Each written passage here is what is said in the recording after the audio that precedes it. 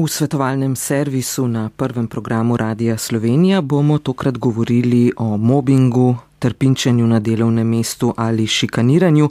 Naš gost je magister Roman Vodeb, teoretski psihoanalitik in osebni svetovalec.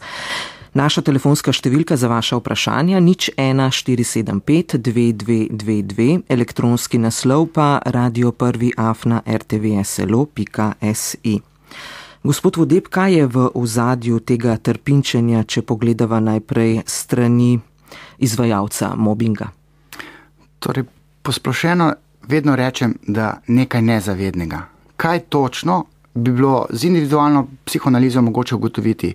Ampak definitivno mi v zavesti nimamo vsega tistega, kar nas usmirja v zavestna dejanja, ampak nas vselej usmirja nekaj nezavednega. In človek, ki ima potlačeno neko otroštvo v nekem specifičnem kontekstu, se pravi, da je imel veliko nekih kompleksov, nekih travm, nekih oseb, ki so mu pile kri.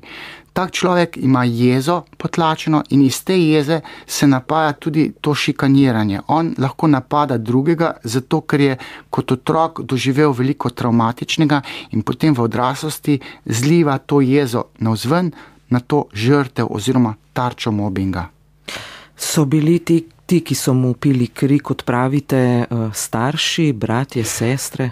Tukaj bi rekel, zopet individualna psihoanaliza bi bila tista, ki bi ugotovila, zakaj je nekdo tako nagnjen k temu, da izvaja mobbing nad drugim. Lahko so to starši, lahko je to, bi rekel, mati, ki je nekomu celo otroštvo pila kri, ali pa oče, ki ga je, pretepal, ki ga je strogo vzgajal, da je otrok čutil, navadno deček, čutil neko jezo.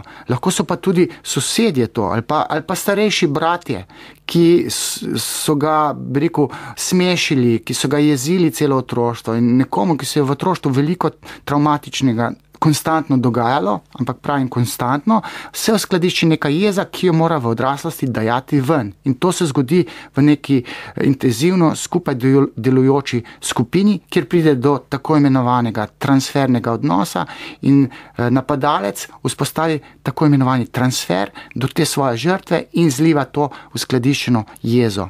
Kako izbere pravzaprav ta izvajalec mobinga svojo žrtev? Jaz bom rekel, da je žrtev nezavedno skrbno izbrana, da ni čisto slučajno takšna. Tista žrtev mora imeti neke stične točke, neko asociacijo, simbolno in nezavedno asociacijo na tiste ljudi, ki so od temu kot otroku pili kri. Se pravi, tisti, ki ima dispozicijo za mobbing, je imel v otroštvu nekoga, ki mu je nekaj naredil, nekaj hudega in v odraslosti najde takšna žrtev, ki ima neko asociativno vezo. Ampak ta asociativna veza je včasih zelo banalna. Tako da, če se nekdo intenzivno ukvarja v neki skupini z nekim problemom, pride v stik z nekom, kar ga asocira na infantilno v otroštvu doživeto situacijo in tukaj, ko steče ta povezava, se vzpostavi ta tendenca mobinga. Se pravi, da v teoretičnem smislu storilec oziroma izvajalec mobinga v vsakem okolju lahko najde žrtev in pa žrtev je lahko v določenem okolju, ne samo v enem okolju žrtev, ampak tudi, če gre v drugo delovno okolje, prav tako spet žrtev. Človek, ki ima dispozicijo iz otroštva, da ima neko uskladiščeno jezo, neke zamere, lahko ima tendenco, da išče te svoje žrtve. Se pravi, kot šef recimo najde nekoga, ki ima neke stične točke s temi simbolnimi povezavami, ampak če se ta nekdo potem umakne, da da odpoved, gre na drugo delovno mesto, si človek najde novo žrtev, ker mora iz sebe dajati tisto jezo skladiščeno, ki se mu je naselila v nezavedno, v potlačitev v otroštvu. Vselej se znajde. In žrtve so lahko na videz tudi drugačne, ampak v simbolnem redu, se pravi v nezavednih procesih, so pa kar logično, pa kar skrbno, bi rekel, izbrane. Čeprav zavest nič ne ve o tem. Elizabeto iz Krškega zanima, kam se lahko mobing prijavi. Torej, potem kazenskem novem zakoniku, ki je začel veljati 1. novembra, ima zdaj žrtev legitimno pravico, da toži nekoga, ki mu vrši ta mobbing. In treba je k odvetniku, se konsultirati, vložiti tožbo. Ampak fino je prej zbirati dokaze. bi rekel, kako se zbrati dokaze, to je pa tisto najtežje pri mobingu. Se pravi, pisati je treba dnevnik, se obrniti na sodelavce, mogoče iti k zdravniku, ker se psihosomatske motnje pojavijo z tega naslova, celo kakšnemu psihiatru, ki pride do živčnega zloma, in ti podatki oziroma ta dejstva potem pri odvetniku služijo, da se pri tožbi lahko znajde. Skratka, zadeva bo zdaj šla lahko v neko smer, da se ta mobbing v Sloveniji umiri, ker bodo žrtve začeli tožiti. Se pravi, obrnili se bojo na odvetnika, odvetnik bo pa že vedel, kako naprej. Omenili ste sodelavce v službi, pa me zanima, kakšno pomoč lahko pravzaprav ponudijo sodelavci ali običajno obrnejo hrbet žrtvi? Ja, je več variant. Nekateri sodelavci sočustvujejo z žrtvijo in taki sodelavci lahko grejo k šefu in rečejo, mojemu kolegu se to pa to dogaja in to ni v redu. Šef, tole moš rešiti, če ne, ne vem, bomo šli na više inštance. To so ljudje, ki sočustvujejo, ampak ljudje so tudi bojazljivi, si ne upajo, vejo, da je nekaj narobe, ampak se bojijo za lastne riti, bi rekel. Po drugi strani so pa tudi ljudje, ki imajo neke zametke sugestibilnosti, ki imajo dispozicijo za nek latentni sadizem, ki celo uživajo, ko vidijo, da se nekemu kolegu dogaja mobbing. Ker žrtve so navadno ljudje, ki imajo neke reference, so neki mladi menedžerji, prodorni, ki grejo vsem na živce, ali pa neke staroste, uveljavljene avtoritete, počasi mogoče grejo v pokoj. Takšni so navadno, kot teorija kaže, takšni so žrtve in sodelavci so najprej tisti, ki ob domačih opazijo, da je nekaj narobe na delovnem mestu. Kaj pa glede razširjenosti mobinga med moškimi in ženskami? Je bolj razširjeno, se pravi, da je storilec moški pa žrtev moški? Ja, jaz bi rekel, da teh variant je največ. Čeprav neke statistične raziskave tega ne morejo dokazati, ker moški, ki so žrtve, ne bodo z eno lepo to priznale, ne bodo javkale, ker moški na simbolni ravni zaznava napad na sebe kot v smislu neke simbolne kastracije in moški ne radi govorijo, da so kolapsirani, da jim nekdo greni življenje in moški moškemu, ki je vselej tudi seksualni konkurent na simbolni nezavedni ravni, najraje zagode v tej paradigmi mobbinga. Čeprav jaz vem, da obstaja tudi ženska.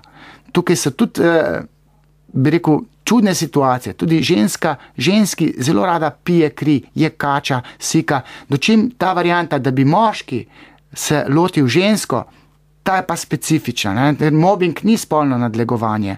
Mobbing je, če nekdo nekomu pije kri. Spolno nadlegovanje je nekaj drugega. Čeprav se lahko spolno nadlegovanje nadgradi v mobbing. Tako da po spolu bi jaz rekel, da je bolj varianta, da moški napada moškega, ženska pa napada žensko. 8:16 je ura, z nami pa poslušalka Erika iz Grosuplja. Lepo pozdravljeni. Ja, enako, dober dan. Lepo zdrav. Erika pri telefonu. Mene pa zanima, če se to v šoli dogaja, med sošolci. Ja. Lejte, kaj takrat narediti? Kako ukrepati? Ker če greš, na primer, do razrednika, je potem pogovor in je potem še hujše. Ja, verjamem. Kako v takem primeru ukrepati, bi prosila, če lahko poveste. Gledaj, v šoli obstaja tudi tiste vrste mobbing, ko učitelj jemlje na piko nekega učenca, ampak vi imate tisto ne mislim zaradi profesorja, ampak sošolci med sabo. No, jaz vem, da to obstaja. Otroci pa mladostniki so med seboj izredno znajo biti sadistični, ker otroci imajo tudi neke potlačitve, imajo neke travme in neko jezo, namesto, ne vem, da bi jo pokasirali starši, jo pokasirajo sošolci.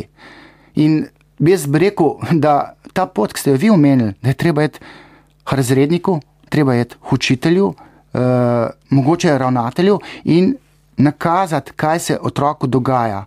Zdaj jaz računam, da znajo ravnatelji ali pa razredniki to obzirno in taktno speljati. Zdaj, kar nekoga postaviti ob zid in mu reči, to pa ne smeš delati, ne, bo tak otrok še bolj podtalno izvajal ta mobbing, če temu tako lahko rečem, nad svojim sošolcem. Včasih je treba tiste, ki izvajajo mobbing, pozdraviti z besedo, v bistvu jih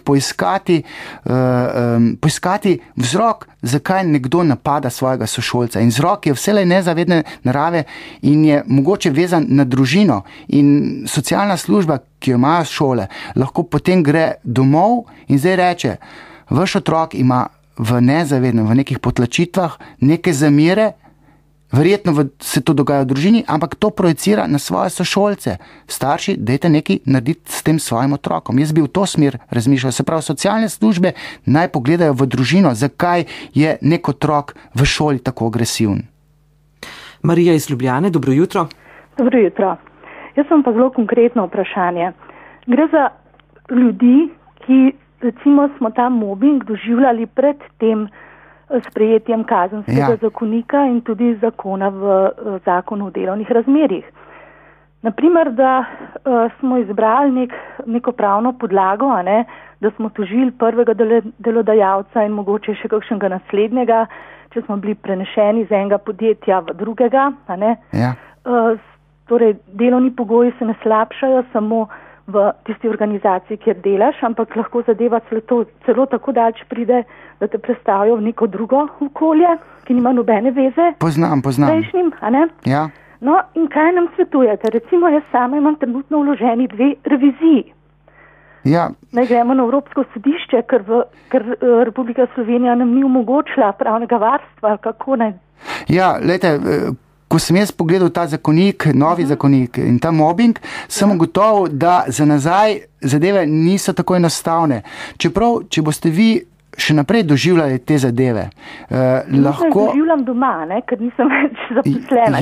Tukaj je najhujša prva zadeva, ki se človek izgubi na ta način, zaposlitev, je najhujše to, kako preživeti, kako naprej izobraževati svoje otroke. Ja, pa veste... To je najhujše. Potem pa šele pride tisto, ko doživljaš to ponižanje, to samozavest, ki je padla in potem si sam s sabo nasprotil, ker si tega ne priznaš, ampak veš, da ne deluje zadeva. Jaz bi vas opozoril, da če vse to doživljate, da se vam zna celotna miselnost spremeniti in boste zapadli v ta znameniti sindrom izgorevanja.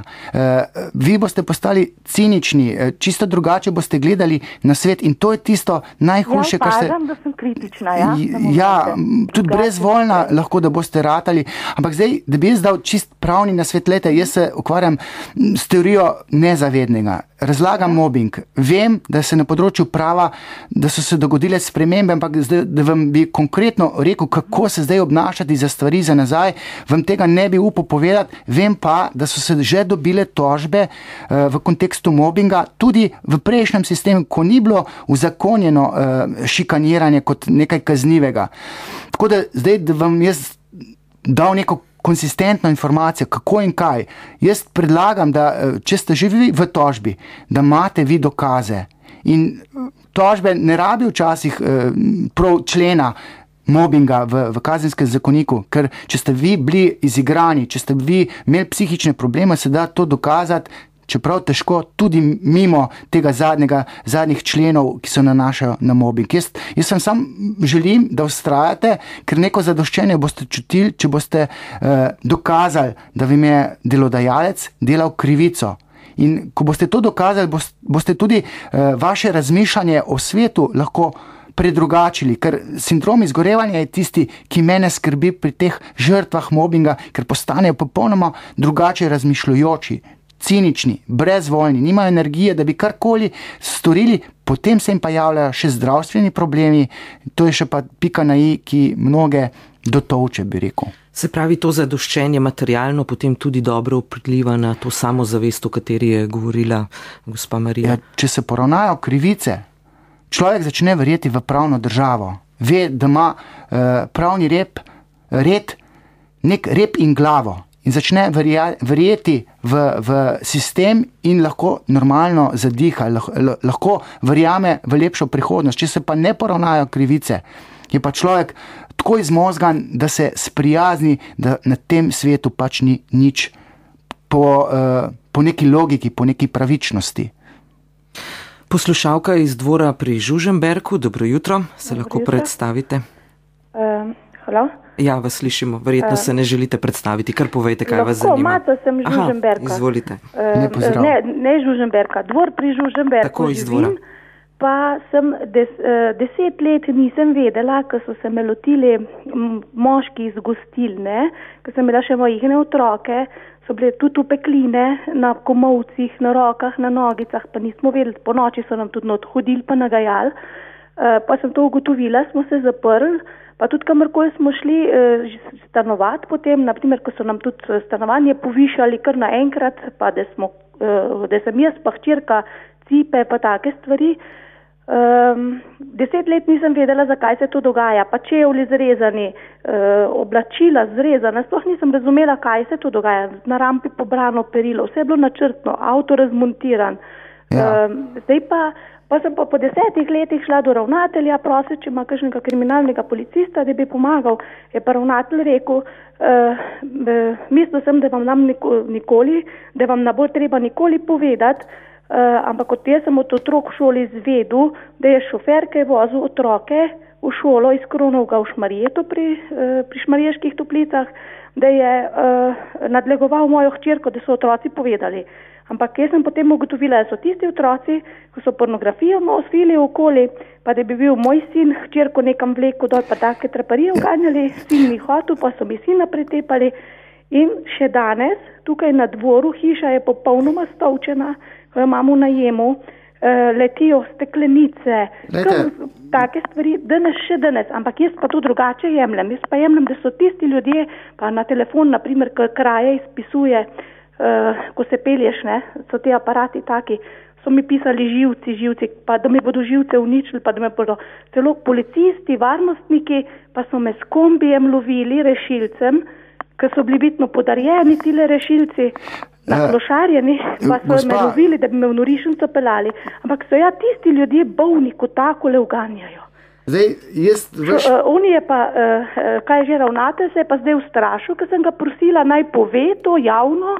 Je rekel, gospa po telefonu, rekel, meni je dobro, jaz ne morem nič tukaj, jaz sem takrat pač ukrepal v dobro otroka, sem rekla, zakaj ste delali mimo mene, jaz se vas nič ne bojim, ne rabite me bati, sam povem. Jaz vam v tem primeru ne morem drugega reči, kot da zaupajte, vsaj jaz poskušam zaupati v pravno državo, ker prvem bom rekel, tole ni nek klasični mobbing na delovnem mestu, ampak je neka hujša, neka travma, ki se v vaši družini dogaja in zato obstajajo policisti. Obstajajo tudi, bi rekel, pravični policisti. Zdaj, če kdaj koga zanese, to se ne splača posploševati na cel sistem.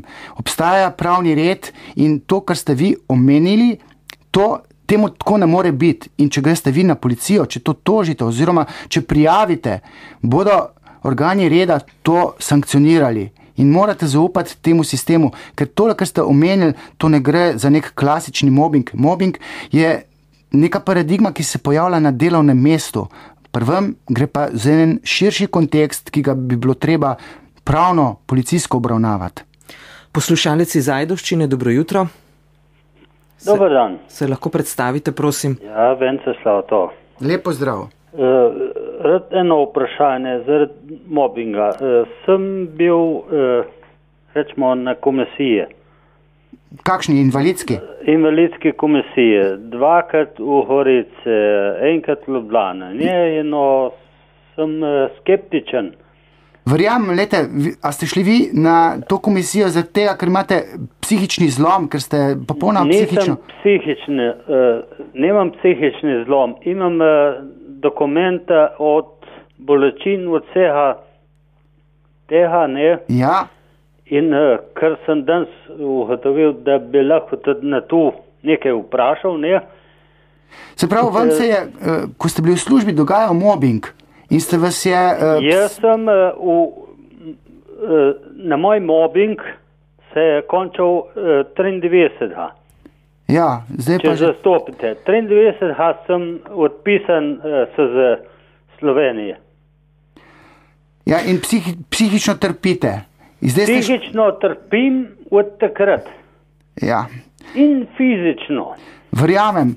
Zdaj... Z 200 30 evrami ne preživeti. Ja, verjamem. Cel mesec podpirati Klapo, RTV. Lejte, rabite pomoč, ne?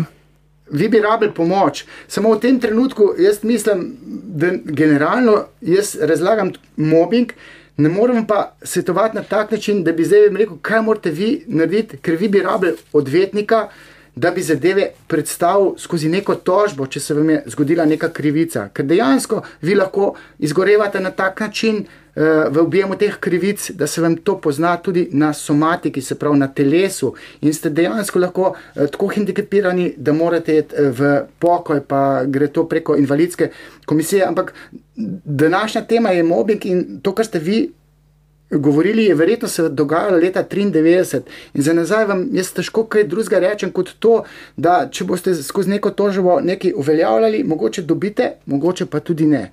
Tako da včasih so določeni problemi tako zagatni, da vam nihče ne more pomagati na tak način, kot lahko sami pomagate sebi. No, ampak eno je ta pravna pomoč, drugo je pa psihološka pomoč, ki jo, oziroma osebno svetovanje, kar pa tudi ne nazadnje žrtev potrebuje. Jaz bi rad predstavil mobbing kot nekaj, kar je treba razumeti, kar se mogoče da razvozljati z besedami.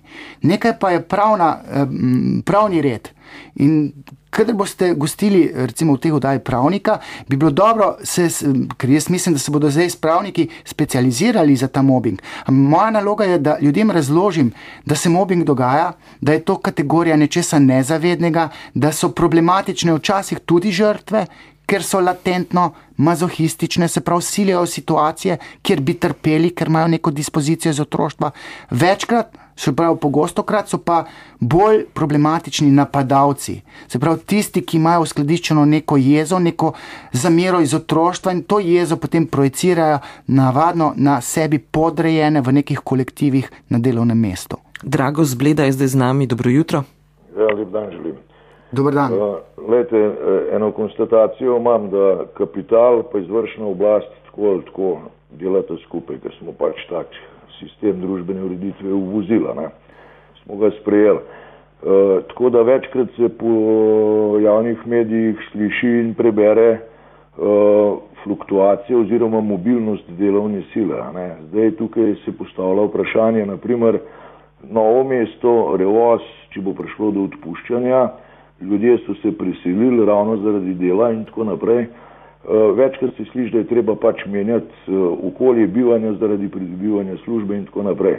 Kako boste na to odgovorili?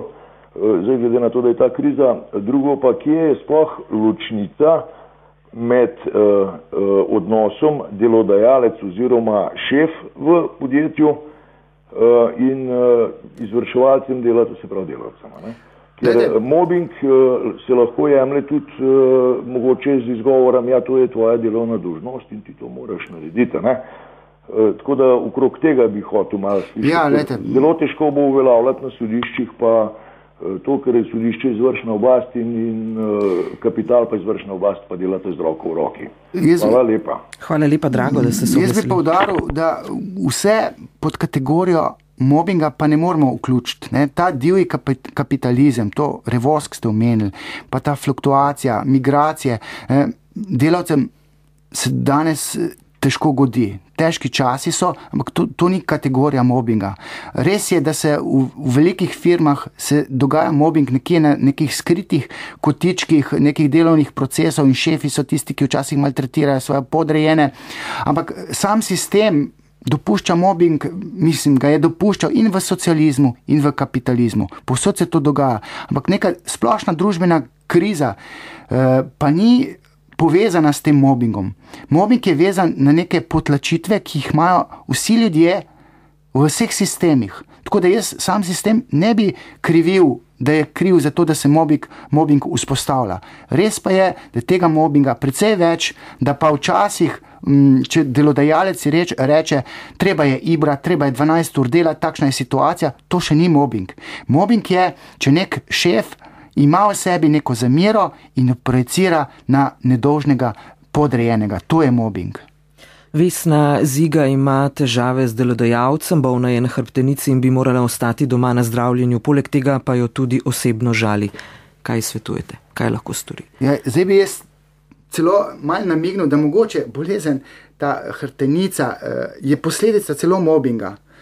V teh situacijah, ko je še ta kazenski zakonik zdaj stopa na stran žrtev, je pot mogoče ta ravno tožba, oziroma zdaj treba je plačevati za odvetnike. Včasih se je treba obrniti k delodajalcu, k šefu, k lastniku in povedati, meni se dogaja tole pa tole, kar ni normalno. Jaz sem čist nedolžna, dotični nem, šef se pa spravlja name. In včasih že nek lastnik ali pa direktor ali nek organ upravljanja lahko, če ima sočutne ljudi in če se zainteresira za to, da bi delavci delali res v službi 100%, da bi bil dobiček dober, se bo potrudil, da tega mobinga ne bo. In resne firme najemajo neke coache, team building, neke zunanje opazovalce, se pravi monitoring, da ugotavlja, če se v procesu dogaja mobbing. In če se, lahko to na ravni pogovarjanja, nekih predavanj, nekih svetovanj uredijo. Zdaj, če pa ni tega posluha, je pa tožba v tem primeru edina, ki nekomu približno zagotavlja, da se izvleče iz te krize, ki mu jo povzroča mobbing. Ker če ne boste tega rešili, se vam mogoče tudi zdravstveno stanje ne bo poboljšalo, ker človek včasih zbeži v bolečino, jo ima nezavedno motivirano, zato da se izogne delu, tistemu šikaniranju. Zato včasih ljudje zbolijo in ta bolniška je včasih posledica tudi mobbinga. Roza iz Ljubljane je trenutno v sodnem postopku zaradi mobinga. Trpinčenje ob delovni nezgodi, niso je namreč peljali k zdravniku, norčevali so se, postala je delni invalid in so jo odpustili. Vse skupaj pa se vleče že zelo dolgo časa. Zdaj, vsaka situacija, ki je splet nekih nesrečnih okoliščin, bo rekel, še ni mobbing. Ne? Lahko, da se nekomu naredi neka krivica v enkratnem nekem dogodku, pa to traja 1 mesec, ampak mobbing je zadeva, ki traja mogoče 2-3 leta, ki nekdo trpi 3 leta. Zdaj, v vašem primeru bi rekel, delovna nesreča je splet nekih okoliščin, res pa je, da se potem takšna situacija včasih po domače rečeno zatučka, ampak to še ni mobbing. To je, bi rekel, neka sekundarni izhod z neke zagate, ki je bil za delodajalca eleganten. Ves je spravil to ob živce, ampak temu se ne reče mobbing, ker vsaka zadeva ni mobbing. Mobbing je, če nekdo konstantno več let psihično maltretira nekega podrejenega. To je mobbing. Hvala lepa, magister Roman Vodeb, teoretski psihoanalitik in osebni svetovalec, za sodelovanje v oddaji Svetovalni servis. Hvala vam za povabilo. Jutri pa bomo v terminu svetovalnega servisa izbirali vižo meseca novembra. 5 minut čez 8:30. Svetovalni servis zjutraj 5:08. Pa to je, ne vem, jaz včasih, ko me čakam, koga bo kaj zanimivega. Zelo zanimivo so ti oddaje. Ste preslišali ravno tisto, kar vas najbolj zanima? Odgovore naših strokovnjakov lahko slišite še enkrat. Na spletni strani www.rtvslo.si/Radio 1 poslušajte zadnjo oddajo ali pobrskajte po arhivu.